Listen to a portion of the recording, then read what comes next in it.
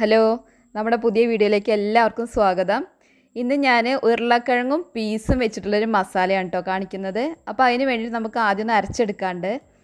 അപ്പോൾ ഒരു വലിയ തക്കാളി, പഴുത്ത തക്കാളി എടുത്തിട്ടുണ്ട്. ചെറുതാണെങ്കിൽ 2 എടുക്കണം കേട്ടോ. ഇത് വലുതായതുകൊണ്ട് ഞാൻ 1 എടുത്തിരിക്കുന്നത്.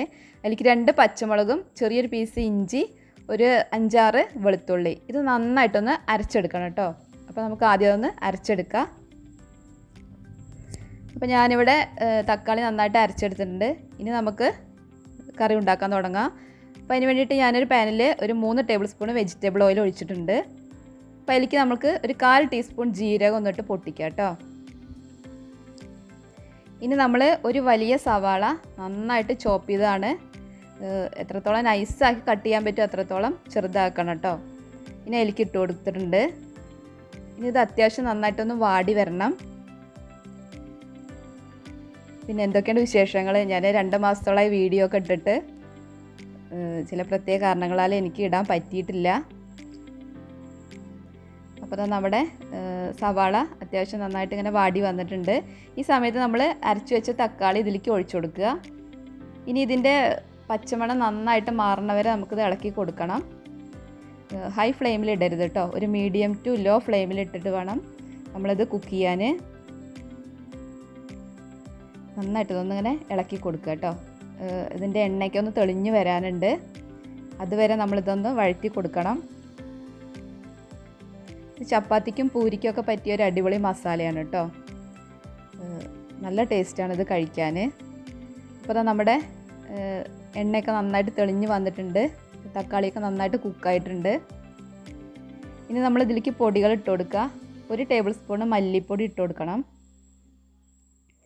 പിന്നെ നമ്മൾ ഇതിലേക്ക് എരിവിന് ആവശ്യമായ മുളക് പൊടി, ഞാനിവിടെ കാശ്മീരി മുളക് പൊടിയാണ് എടുത്തിരിക്കുന്നത്. അതൊരു ടേബിൾ സ്പൂണ് ഇട്ട് കൊടുത്തിട്ടുണ്ട്. പിന്നെ ഡ്രൈ മാംഗോ പൗഡർ കേട്ടോ, അതൊരു 3/4 ടീസ്പൂൺ ഇട്ട് കൊടുത്തിട്ടുണ്ട്. ഉണ്ടെങ്കിൽ ഇട്ട് കൊടുക്കുക കേട്ടോ, ഇല്ലെങ്കിൽ ഒഴിവാക്കുക. പിന്നെ ഞാനിവിടെ 1 ടേബിൾ സ്പൂണ് കടലമാവ് എടുത്തിട്ടുണ്ട് കേട്ടോ, അതും കൂടി അതിലേക്ക് ഇട്ട് കൊടുക്കുക. പിന്നെ 1/4 ടീസ്പൂണ് നമ്മുടെ മഞ്ഞൾപ്പൊടി, അതും കൂടി അതിലേക്ക് ഇടണം. അധികം ഇടണ്ട കേട്ടോ, 1/4 ടീസ്പൂൺ മതി. ഇനി നന്നായിട്ട് ഇതിൻ്റെ പച്ചമണം മാറുന്നവരെ ഇളക്കി കൊടുക്കണം.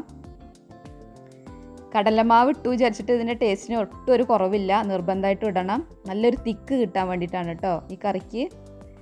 ഇനി ഇത് നന്നായിട്ട് പൊടികളൊക്കെ നന്നായിട്ട് മൂത്ത് വരണം കേട്ടോ. അതുവരെ ഇത് ഇളക്കി കൊടുക്കണം. പെട്ടെന്ന് തന്നെ ബാക്കിയുള്ള ഇടരുത്, അങ്ങനെ ആയ കറിയുടെ ടേസ്റ്റ് തന്നെ മാറിപ്പോകും കേട്ടോ. അപ്പോൾ ഇതാ നന്നായിട്ട് ഇങ്ങനെ ഇളക്കി കൊടുത്ത് റെഡിയാക്കുക. ഇനി ഈ സമയത്ത് നമ്മളിതിലേക്ക് 1 കപ്പ് ഫ്രോസൺ പീസാണ് കേട്ടോ ഞാൻ എടുത്തിരിക്കുന്നത്. ഇനി ഇതില്ലാന്നുണ്ടെങ്കിൽ സാധാ ഗ്രീൻ പീസ് എടുക്കുക. അത് തലേദിവസം വെള്ളത്തിലിട്ടിട്ട് 1 വിസിലടിച്ചിട്ട് ഇതിലേക്ക് ഇട്ടാൽ മതി കേട്ടോ. ഇനി ഞാനിവിടെ 2 ചെറിയ ഉരുളക്കിഴങ്ങ് അത്യാവശ്യം വലിയ പീസാക്കി ഇട്ടിട്ടുണ്ട്. ഇത് വെന്ത് ഉടഞ്ഞ് പോകാൻ പാടില്ല കേട്ടോ, അതാണ് ഈ കറിയുടെ ഒരു രൂപം. അപ്പോൾ അതിന് വേണ്ടിയിട്ടാണ് കുറച്ച് അത്യാവശ്യം വലിയ പീസാക്കി എടുത്തിരിക്കുന്നത്. നന്നായിട്ടൊന്ന് ഇളക്കി കൊടുക്കുക. കാണുമ്പോൾ തന്നെ അറിയില്ലേ, നല്ലൊരു അടിപൊളി മസാലയാണ് കേട്ടോ ഇത്.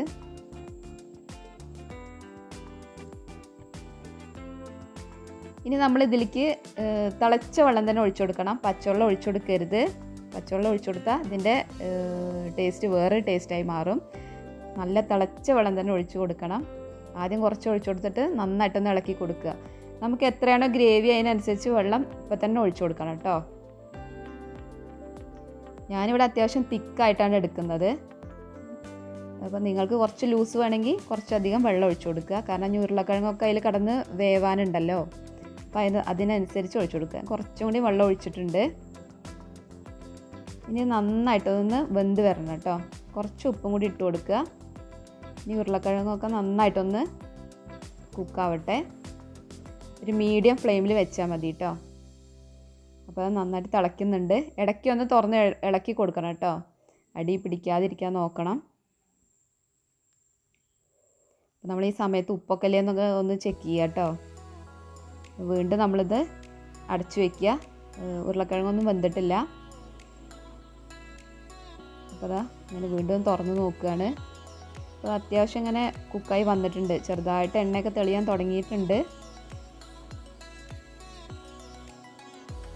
നമ്മളിങ്ങനെ നോക്കി നോക്കുക കേട്ടോ ഉരുളക്കിഴങ്ങ് വെന്തോന്ന്. അപ്പോൾ അത്യാവശ്യം വെന്തിട്ടുണ്ട്. ഇനി നമ്മൾ ഇതിലേക്ക് ഈ സമയത്ത് കുറച്ച് ഗരം മസാല ഇട്ട് കൊടുക്കണം കേട്ടോ. നമ്മൾ വീട്ടിൽ പൊടിപ്പിച്ച പൊടി തന്നെയാണ്. ഒരു 1/4 ടീസ്പൂണ് ഗരം മസാല. ഒരു നല്ല ഫ്ലേവറാണ് കേട്ടോ അത്. ഈ സമയത്താണ് ഇത് ഇട്ട് കൊടുക്കേണ്ടത്. ഇനി ഉരുളക്കിഴങ്ങ് ഒന്നും കൂടി വേവാനുണ്ട്. അപ്പോൾ നമുക്ക് വീണ്ടും ഒന്ന് അടച്ചു കൊടുത്ത് വേവിക്കണം. അപ്പോൾ വീണ്ടും ഒന്നും നമുക്ക് അടച്ചു കൊടുക്കുക. അപ്പോൾ ഇതാ നമ്മുടെ കറിയൊക്കെ പാകമായി വന്നിട്ടുണ്ട്. കണ്ടില്ലേ, ഈ ഒരു തിക്കിലാണ് ഞാനിത് എടുക്കുന്നത്. ഉരുളക്കിഴങ്ങൊക്കെ നന്നായിട്ട് കുക്കായിട്ടുണ്ട്. അപ്പോൾ നമ്മുടെ കറി ഇവിടെ റെഡി ആയിട്ടുണ്ട്. ഇനി നമ്മൾ വേറെ സ്റ്റെപ്പും കൂടി ഇതിൽ ചെയ്യാനുണ്ട് കേട്ടോ. അതിന് വേണ്ടിയിട്ട് ഒരു പാനിൽ 2 ടേബിൾ സ്പൂൺ വെജിറ്റബിൾ ഓയിൽ ഒഴിച്ചു കൊടുക്കുക. ഒരു 1/4 ടീസ്പൂണ് കായംപൊടി ഇട്ട് കൊടുക്കണം കേട്ടോ. ചെറിയ ഫ്ലെയിമിൽ വെച്ചാൽ മതി. നന്നായിട്ടൊന്ന് മൂപ്പിച്ചെടുക്കണം. ഈ സ്റ്റെപ്പ് നിങ്ങൾ ഒഴിവാക്കരുത്. ഇതെന്തായാലും ചെയ്യണം കേട്ടോ. നമ്മൾ ഫ്ലെയിം ഓഫ് ചെയ്യുക. ഇനി നമ്മുടെ കറിയിലേക്ക് അത് ഒഴിച്ചു കൊടുക്കുക കേട്ടോ. ഈ കായംപൊടി കൂടി ഇതിലിട്ടിട്ടുണ്ടെങ്കിൽ ഉണ്ടല്ലോ ഒരു പ്രത്യേക മണമാണ് കറിക്ക്. അപ്പോൾ നമ്മുടെ അടിപൊളി പീസ് ഉരുളക്കിഴങ്ങ് കറി കേട്ടോ. മസാല അടിപൊളിയായിട്ട് റെഡി ആയിട്ടുണ്ട്. ഇനി ലാസ്റ്റ് കുറച്ച് മല്ലിയിലയും കൂടി ഇട്ട് കൊടുക്കുക. അപ്പോൾ എല്ലാവരും ഇതൊന്ന് ട്രൈ ചെയ്ത് നോക്കുക കേട്ടോ.